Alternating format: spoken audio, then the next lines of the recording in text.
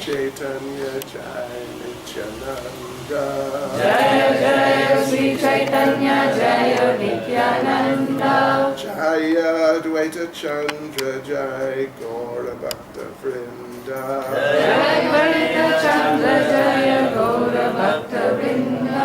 Jai Jai Sri Caitanya Jai Nityananda. Jaya Jaya Sri Caitanya Jaya Nityananda. Jaya Advaita Chandra Jai Gaura Bhakta Vrinda. Jaya Advaita Chandra Jaya Gaura Bhakta Vrinda. Hare Krishna. Hare Krishna. Devotees, how are you all? Fine, very fine. Are you okay? How are you? Oh, good. You look good. Very nice. Nice to be here with you all. Nancy is hiding. Oh, look. A hidden devotee. Well, it's wonderful to be here with you all. And we hope you're all happy in Krishna consciousness and that everything is going nicely for you. Could we turn this down a bit, please? It's a bit too cold for me. Well, devotees,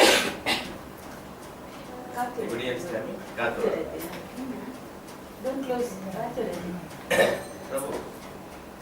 that's just this blowing on my head. Oh. Is this okay, Gopal? Yeah, it's just this blowing on my No, head. the fan is the problem, not the problem. Oh. Yes, well, what is it? It's in a couple of days. It's on Thursday. Thursday is what we call Gaur-Purnima, the appearance day of Lord Caitanya, the most recent incarnation of the Supreme Personality of Godhead. So it's a very wonderful occasion, very special celebration. Lord Caitanya is the most recent incarnation of Krishna. As Krishna says in Bhagavad Gita, chapter 4, verse 7. Who amongst you intelligent devotees will tell us what is Bhagavad Gita, chapter 4, verse 7. Chapter 4, verse 7. Chapter 4, verse 7. Yes, go on. Loud and clear. Oh, okay.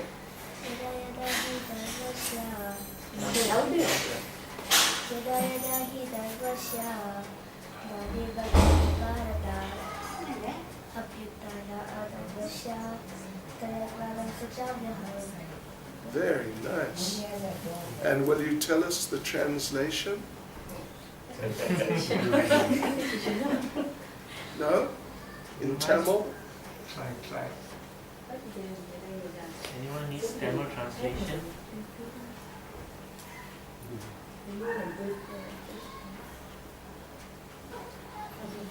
Tell us the translation. Whenever and wherever there's a decline in religious practice,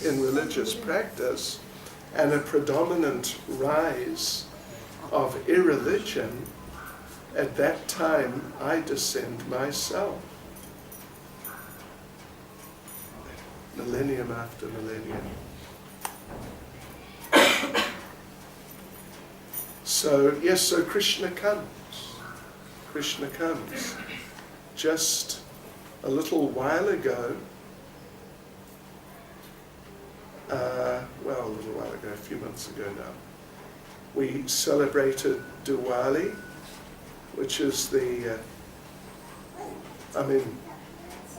we're coming up, sorry. In a few weeks, what is it, 4 weeks, is Ram Navami, the appearance day of Lord Ram. That's very nice. Janmashtami is coming up after a while. The anniversary of the appearance of Lord Krishna. These are all wonderful occasions related to the Supreme Personality of Godhead. And this Thursday, we'll be celebrating in our temple there, just on the other side there of Kuala Lumpur, the appearance day of Lord Caitanya. And each of these different avatars, each one has his particular special characteristics, qualities, mood, attitudes, and activities. So Lord Caitanya, he's appearing in this Kali Yuga, which is a very difficult time. As I'm sure you're all aware, the conditions of life in society, they're very difficult right now. It's quite amazing, actually. Sorry to be a nuisance. You can turn it up one notch. Let's try to find some sort of balance. Anyway, okay. Like, for example, Lord Ram. He, in this context of his special qualities and special mood, Lord Ram is referred to as Maryada Purushottama. Purushottama means supreme person. Purusha Uttama, the very best of all people. Maryada refers to rules and regulations, what's right and what is wrong, and maintaining those standards. So he's Maryada Purushottama, the Supreme Lord, who exhibits very vividly the right standards and maintains principles. Yes, very high principles. So, for example, Lord Ram was the ideal king. When Lord Ram was the king, then he cared for everyone, just like a father cares for his children. And when we say a father, we mean a very first-class father. Cares for his children so much, in so many ways. So Lord Ram, he set an example like that, caring for the citizens, just like he was their father, and they all felt like that. I don't know anything about Malaysian politics, fortunately, probably, but I don't know if you do you feel the same way about your president or prime minister, whatever he is? Or should we not talk about that in case there are spies and they report us? Not that bad. Could be worse. So yes, nowadays you don't find heads of state like that at all. Not at all. But every citizen under the rule of Lord Ram, they really felt that he cares for me. And he demonstrated that care. It wasn't just some emotion, some feeling, but he expressed that in very practical ways, actually looking after the citizens. And to take that a step further, devotees, listen to this. It was not just the human beings, not just the human beings, but it was actually all the living beings. He cared for all of them, including the animals. And he looked after all of them, including the animals and less even than animals. That's amazing, isn't it? We can hardly conceive of that. In fact, I'm sure when I just first said a minute or two ago that Lord Ram cared for all the citizens, I'm sure that so many of you sitting here thought specifically that we're referring to the human being, which is understandable. But anyway, it went far beyond that. Far beyond that. Even the dogs. So, that was Lord Ram. And he had very high standards. When Sita was kidnapped, then Lord Ram made such a great effort to rescue her at great personal risk, at great personal cost, even at the cost of the lives of so many soldiers, actually millions. And among other ways of looking at this particular situation, Prabhupada, in his commentaries on the pastimes of Lord Ram, Prabhupada makes the point that, very important point, it is the duty of the husband to look after the wife, including ultimately to the point of protecting her from physical danger. And what to speak of just looking after the needs and seeing that requirements are provided, etc. But he must actually, if the need arises, physically protect her if there's physical danger. And so that was the situation with Mother Sita. She was kidnapped and she was being held by a very horrible, abusive person, Ravan. So Prabhupada brings out this point that Lord Ram, if he had wanted, because he is God and he is omnipotent, he has all power, he could have done, in different ways, he could have addressed the situation. He could have just,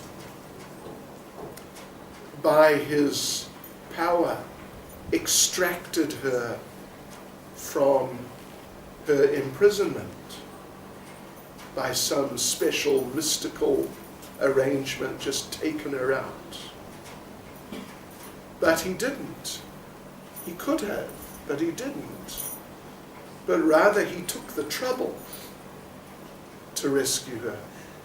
And Prabhupada explains that Lord Ram, he is God.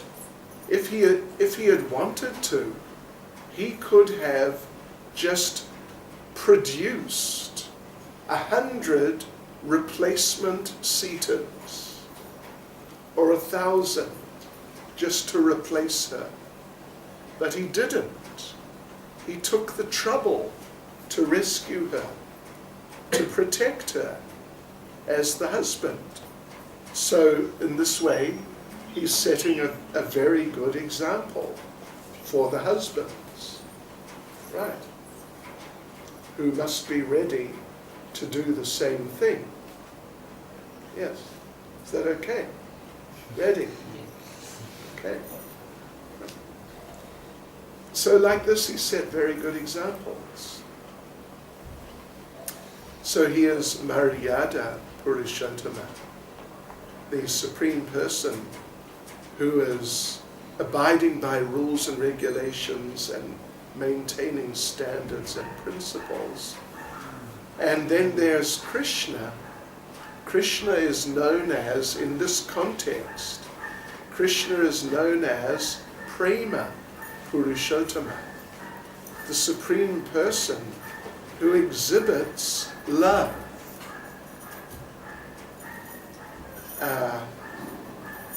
By his extraordinary lovable character, in his very extraordinary pastimes, and his very amazing exchanges, with his devotees, he elicits, he invokes, arouses love within their hearts, and he himself expresses love. For example, a little while ago was Govardhan Puja. What was that? October, November? Maybe November it was. November, I think. A few months ago was Govardhan Puja, the anniversary of when Lord Krishna lifted Govardhan Hill and held it on the little finger of his left hand for 7 days and 7 nights. Yes. Just to protect his devotees. And all the devotees gathered there with him under the hill, under the protection of the shelter of the hill, because there was a great rainstorm sent by Lord Indra, which just stormed and stormed for the whole week. So the devotees were just standing there watching Krishna and appreciating that Krishna is so kind. He's just so kind that he has taken the trouble to hold this hill single-handedly and keep it there for one week. No eating, no sleeping, no nothing, just to protect us. This invoked their love for him. And he did it out of love for them. Because if you love a person, you're prepared to take some trouble for them. So he took great trouble. Great trouble. And would you be willing to do that? 1 week? No eating, no drinking, no sleeping? For someone you love? For money? Hare Krishna. Anyway, so Krishna therefore is Prema Purushottama. He loves and he is loved. Lord Ram is also loved and he loves. But there's also this something more of the sense of formality with Lord Ram. Whereas with Krishna it's just more love for the sake of love. So therefore he's Prema Purushottama. And one of our great acharyas, Srila Jiva Goswami, in one of his books, he raises a very interesting question.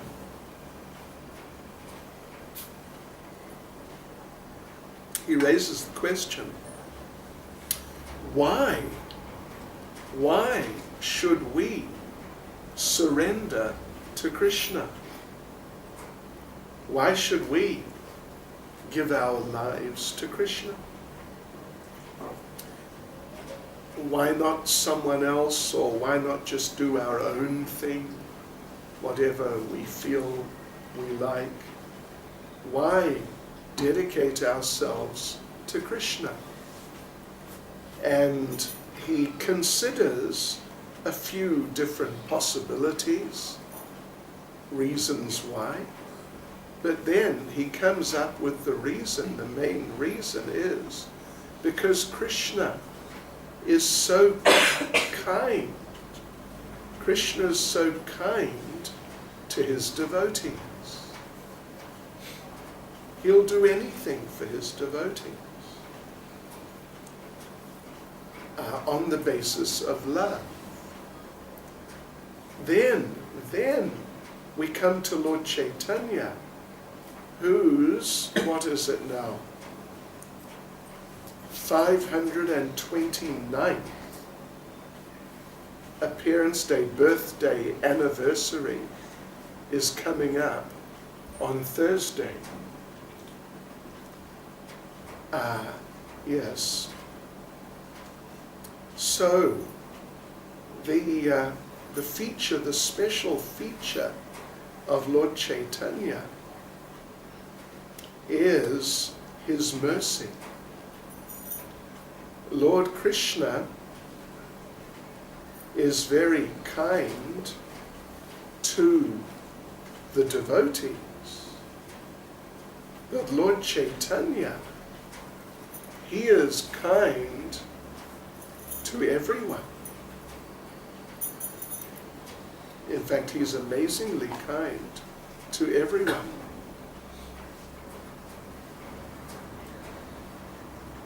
Yes. Oh, actually, I'm sorry. Krishna is Lila Purushottama, the Supreme Person who displays amazing pastimes. Lord Caitanya is Prema Purushottama. Anyway, Lord Caitanya is kind, meaning extremely kind to everyone, to all living beings.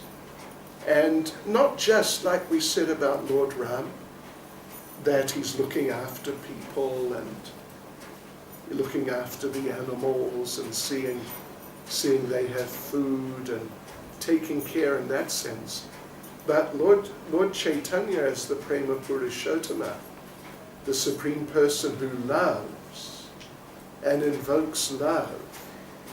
Lord Caitanya, he was not just looking after people materially.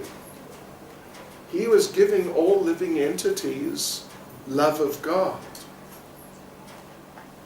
and delivering all living entities from their entanglement in this material world. So Lord Caitanya is merciful in a very absolute spiritual sense. For example, when Lord Caitanya was small, how old are you? 6. Oh, you're a big boy.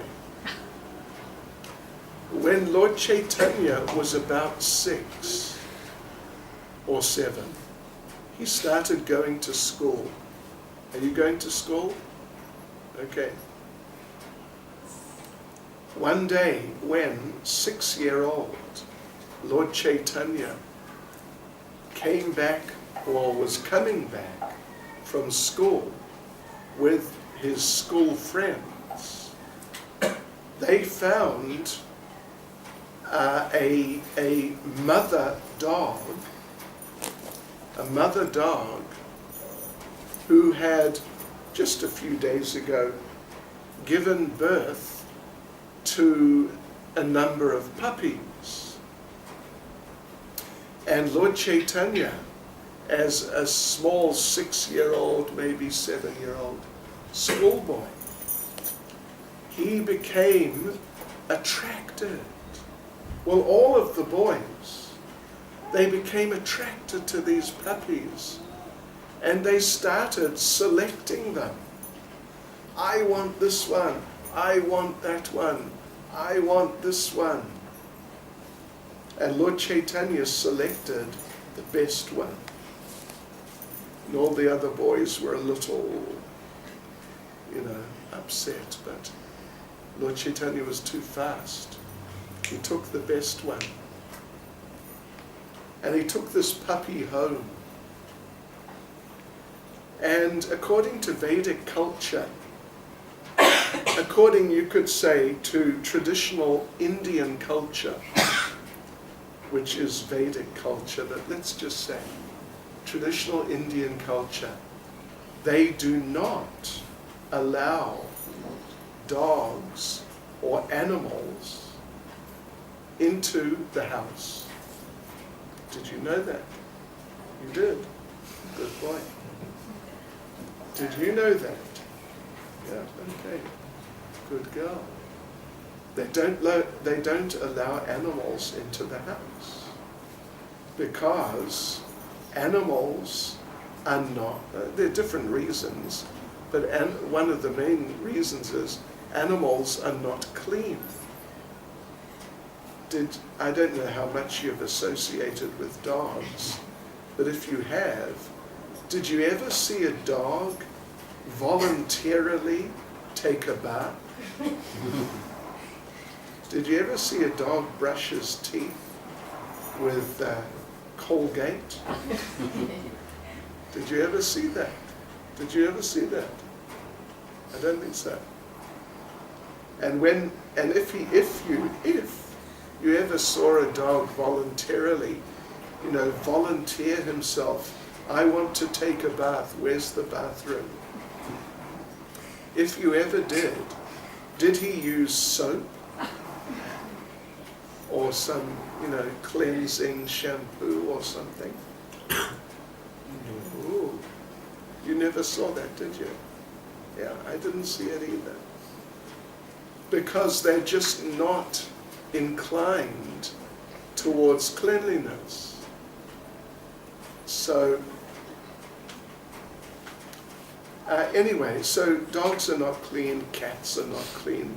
No animals really are clean in and of themselves. So when Lord Caitanya came back with the puppy dog into the house, his mother, his mother threw a fit, as we say. She got extremely upset. She got extremely upset and said, "What are you doing? Take that animal out right now. Right now." Generally, the only animals they would allow in the house, but they would keep them in certain areas, sort of to the side or semi-outside, would be cows. The cows would come into the house, but just some section kind of on the semi-outside. Because cows are, they're also not much into taking baths and things. But at least they're useful animals. Cows give nice milk. Do you like milk? Yeah? Don't think so? You like milk? Me too. So the cows give milk. Dogs don't give anything. I mean, they give milk to their puppies, but we don't drink their milk. Did you ever drink dog's milk? No, me too. But cow's milk, everyone knows. It's just such a wonderful foodstuff.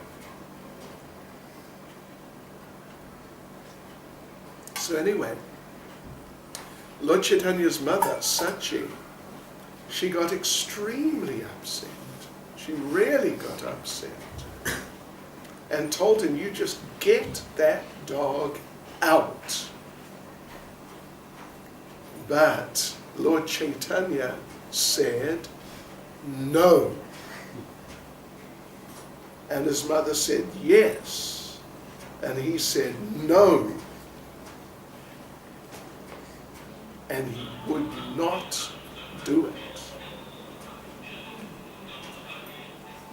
He just wouldn't do it.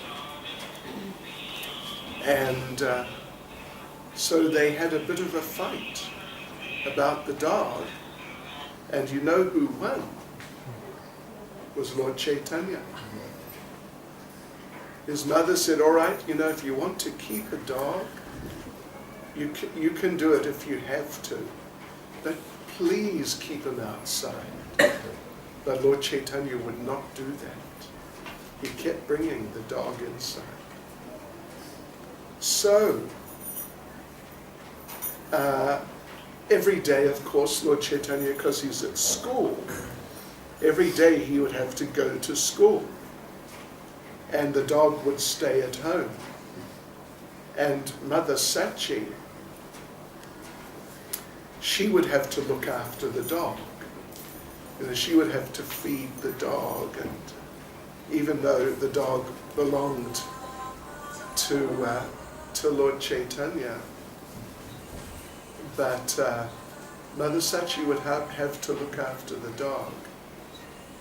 And one day, after some number of days, Mother Sachi decided, it's too much. That's it. I've had enough. No more dog. Goodbye, dog. Or what would you say? Mindum Sandipum. Dog. Am I right? See you later. Dog. So she took the dog away and somehow got the dog taken way over to the other side of the city. And that was it. The small puppy was just left there. So Lord Chaitanya came back after school and he's looking around. Mata, where's my dog? And Mother Sachi tried to act like she didn't know anything. She said, dog? What dog? My dog. Oh, him, I don't know. Maybe he just went off somewhere, I don't know. How should I know? And Lord Chaitanya said, you took my dog away. You took my dog away. He got really so upset. But that was it. The dog was gone. Now, the author, Lochan Das Thakur, he explains that that dog, through contact with Lord Chaitanya, that dog became transformed. And we're talking about a little puppy, a few weeks old, not some trained adult dog. That little puppy, through contact with Lord Chaitanya and through the mercy of Lord Chaitanya, he became transformed into a devotee. Would you believe? And there on the other side of town, he started his own one man, one dog, Harinam Sankirtan party. And he would dance on his rear legs, with his front legs up, and he would sing the Hare Krishna mantra. And he would sing, Radhe Govinda, Haribo. And the people couldn't believe it. Couldn't believe it. This is a dog. And he's singing the names of the Lord. in ecstasy. And he's obviously feeling great ecstasy. And this went on for some days over on the other side of town. And the people would gather. So many people would gather to see the devotee dog. And after a few more days, while in the middle of some amazing kirtan, surrounded by people, the dog left his body, passed away, and went back to the kingdom of God by the mercy of Lord Caitanya. So you see, Lord Caitanya, it was just a dog. The author discusses, who was this dog? Is this some extraordinary dog? What's so special about the dog? But his conclusion is nothing. That Lord Caitanya was just merciful to the dog. And therefore the dog became delivered. So this is the special characteristic of Lord Caitanya compared to other forms of the Lord. That Lord Caitanya is merciful. Krishna is also merciful, as we mentioned. Jiva Goswami made the point that Krishna, why surrender to Krishna? Because he's so kind to his devotees. But Lord Caitanya is kind even to those who are not devotees.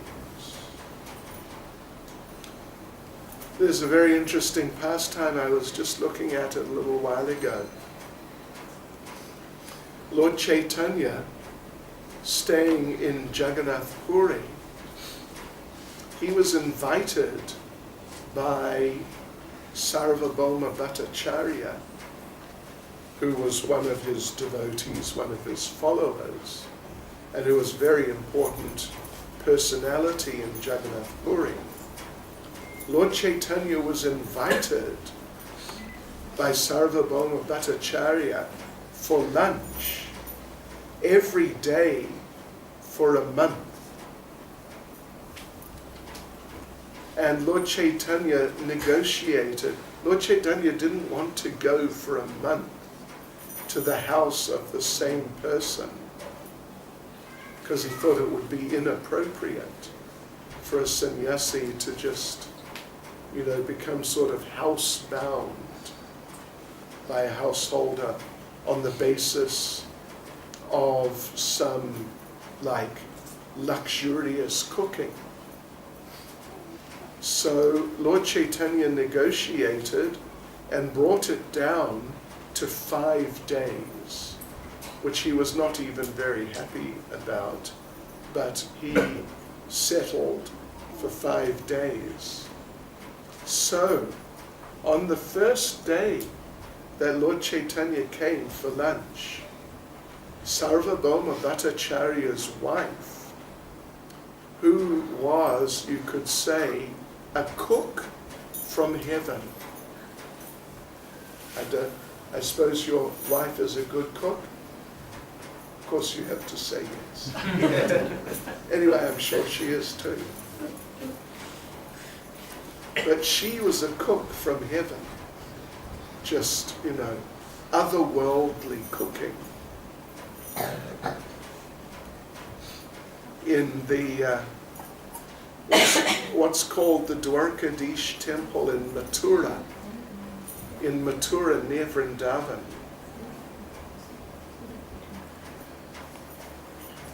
On the Govardhan Puja day, they offer a lot of food preparations. They offer minimum 3,000 different food preparations to the Lord on that day. can you cook 3,000 different preparations? 100 isn't A little bit less? 300. 1,000 plus. I do not. 10 people. Okay. That's all right. But yes, so she was just completely out of this world.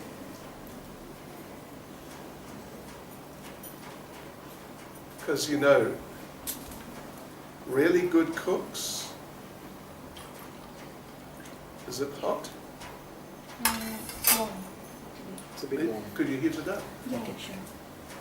Really good cooks, they can duplicate.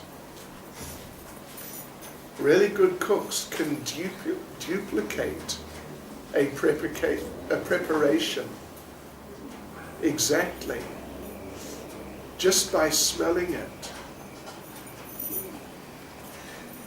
Prabhupada was explaining about cooking to one of his disciples named Yamuna, and he told her that an expert cook can duplicate a preparation like a sabji, which may have several spices in different quantities and be cooked, you know, with different stages in the cooking. They can duplicate any preparation just by smelling it. Anyway, so much for that. But and she really went out of her way that day to make a most amazing meal for Lord Caitanya with many, many preparations. Then, so Lord Caitanya sat down. He was about to start, or maybe he had just started. And Sarvabhauma Bhattacharya, the host, his son-in-law, his daughter's husband, who was living with them, he happened to walk in and he saw this quite mind-boggling array of many, many different preparations.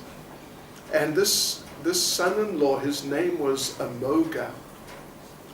He was prone to sarcasm, becoming critical, becoming envious. His nature was like that. And when he saw all these preparations, he really got disturbed. And he said, "What is this? What is this? What sort of sannyasi is this?" Because sannyasi is a member of the renounced order of life. What sort of sannyasi is this? He's eating like this. Thank you. There's enough food here for 20 people. What is this? What sort of sannyasi is this? And then the father-in-law, Sarvabhauma, got extremely upset, took a stick and chased him out, right out. And he said, "Let my daughter become a widow." And she was just a young woman. "Let my daughter become a widow. I'm just not going to have anything to do with this boy any longer." So, but Lord Caitanya, he didn't feel like that. Even though this person was offensive and kind of aggressively offensive, Lord Caitanya didn't feel like that. As it happened, you know, if you do bad things, you get bad karma. You know about that? Karma? You heard of karma? Yeah? Good boy. For 6 years old. You're very good. If you do bad things, you get bad karma. You get bad reactions. You heard of karma? No. Well, you can ask him. He'll tell you all about it. So if you do bad things, you get bad reactions. And you know what happened to this boy, Amoga, the son-in-law? He got cholera. Do you get cholera in this country? Do people get cholera?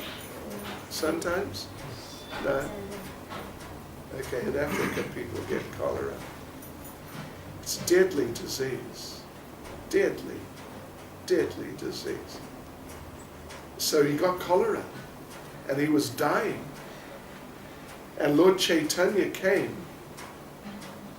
And when Lord Caitanya saw that he was suffering, you don't get people with cholera here? The floods, I think, in Caitanya and all. I see. In the floods, yeah. People drink bad water. Yeah.